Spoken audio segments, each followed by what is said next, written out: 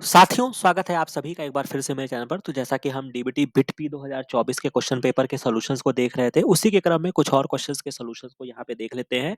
एक और क्वेश्चन जो बहुत ही कॉमन, बहुत ही आसानी के साथ आपको करना चाहिए था और हमारे चैनल पे जहाँ पे हमने वेस्टर ब्लॉटिंग को पढ़ाया है, वहाँ पे मैंने इसको कवर किया हुआ है और बहुत आसान क्वेश्चन आपसे पूछा है कि the purpose of using sodium dodecyl sulphate या आप एसडीएस पेज में आप जो एसडीएस यूज़ करते हैं, उसका क्या कार्य होता है?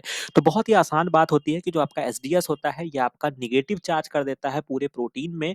तो ये बात आपको याद रखनी है जो कि बहुत ही इंपॉर्टेंट है, जो कि आपका प्रोटीन होता है, जो कि आपने पढ़ा होगा कि प्रोटीन जो होते हैं वो आपके अमाइनो एसिड्स के बने होते हैं और अमाइनो एसिड्स आपकी एक ऐसी मॉलिक्यूल्स होते हैं जो पॉजिटिव चार्ज भी होते हैं, नेगेटिव चार्ज भी होते हैं और न्यूट्रल भी होते हैं। लेकिन जब आप करंट प्रवाह करते हैं या जब आप इलेक्ट्रोफोरेसिस करते हैं तो वहाँ पे क्या होता है कि आपका नेगेटिव से पॉजिटिव की तरफ हमें ले जाना होता है। तो ये हमारी ज़िम्मेदारी है या कह सकते हैं हमारी रिक्वायरमेंट है कि हमारे जो प्रोटीन या अमाइनो एसिड्स के मॉलिक्यूल हैं वो यूनिवर्सल चार्ज होने चाहिए, मतलब एक जैसे चार्ज होने चाहिए। तो उसमें हम क्या करते हैं, हम एसडीएस पेज का इस्तेमाल करते हैं। तो एसडीएस जो होता है वो क्या करता है, नेगेटिव चार्ज जो होता है वो आपका प्रदान कर देता है सारे मॉलिक्यूल में। तो ये आपका नेगेटिव चार्ज कर देता है, ये आपको याद रखना था, करने वाला क्वेश्चन था। इसके बाद next question, for the below option identify the common route of transmission of a liver disease caused by the hepatitis A virus. तो बहुत इंपॉर्टेंट चीज है और इसके रिगार्डिंग अगर आप देखना चाहें तो जैसा कि हमने एक लक्ष्य जेआरएफ का जो आपका डीबीटी का एग्जाम आने वाला है और मैं आपको बार बार बोल रहा हूँ कि आप उस प्लेलिस्ट को जरूर देखिए। और इवन कोई भी ये जैसे फॉर एग्जांपल ये आपका डीबीटी बिट पी में आया है और ये एक ऐसा चीज है कि मैं तो कहता हूँ कि ये आपके एमएससी एंट्रेंस में भी ये क्वेश्चन आपसे पूछा जा सकता है, गैट बी में आपसे पूछा जा सकता है।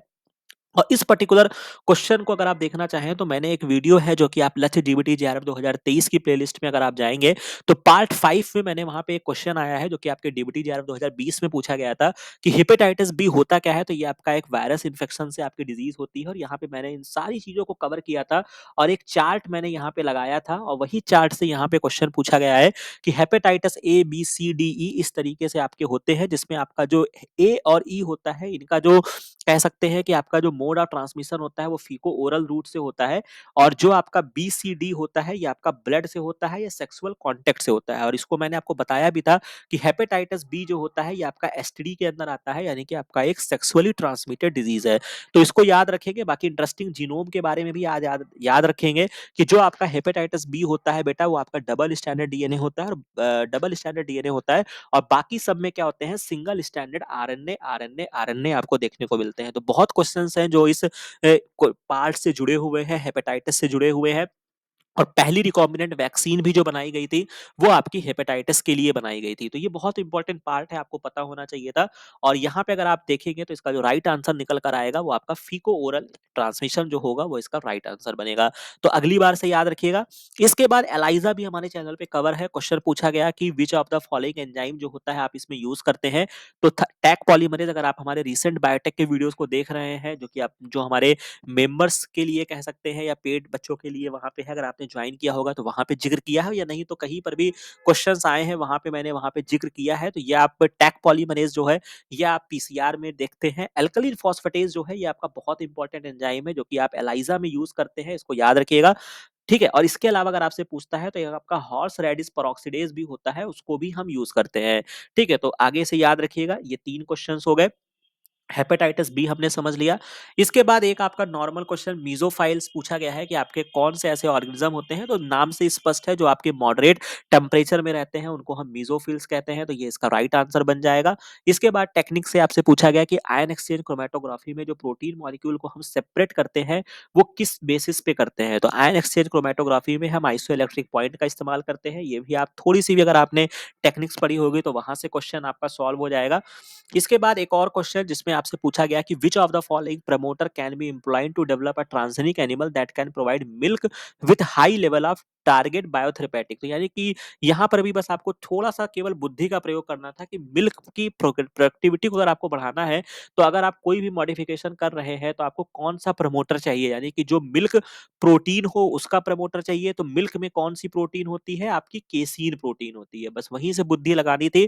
बीटा केसिन का प्रमोटर आपको लगाना था। बाकी मिल्क से अगर आप और भी ऑप्शंस में जाएंगे तो किसी का कोई लेना देना नहीं है, प्रोलैक्टिन का है। लेकिन ये आप जब प्रेगनेंसी में जब आप पढ़ते हैं कि जो आपका मिल्क प्रोडक्शन के लिए रिस्पॉन्सिबल हार्मोन होता है वो आपका प्रोलैक्टिन होता है। तो ये आपकी अलग स्टोरी हो जाएगी, तो वो नहीं गलत करना था।